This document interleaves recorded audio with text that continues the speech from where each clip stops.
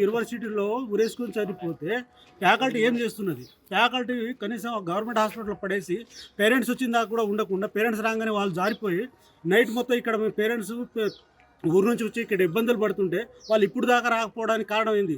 దీనివల్ల మాకు అనుమానం ఏంటి అంటే వీళ్ళు ఫ్యాకల్టీ వాళ్ళనే చనిపోయిండు. ఫ్యాకల్టీ హరాస్మెంట్ అన్న కావచ్చు, లేదా బయట నుంచి వచ్చిన వ్యక్తికి ఫ్యాకల్టీ సపోర్ట్ అన్న కావచ్చు.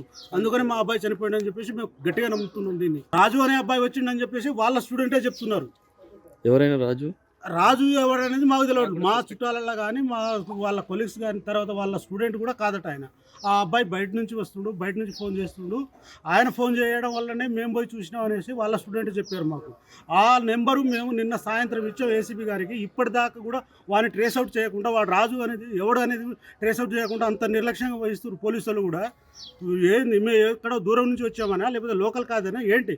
యూనివర్సిటీలో ఇంత దారుణంగా ఒక అబ్బాయి చనిపోతే యూనివర్సిటీ ఫ్యాకల్టీ ఏం చేస్తున్నది? ఇప్పుడు ఏ ఫ్యాకల్టీ కానీ ఎవరైనా ప్రిన్సిపాల్ కానీ ఎవరైనా ఉన్నారా?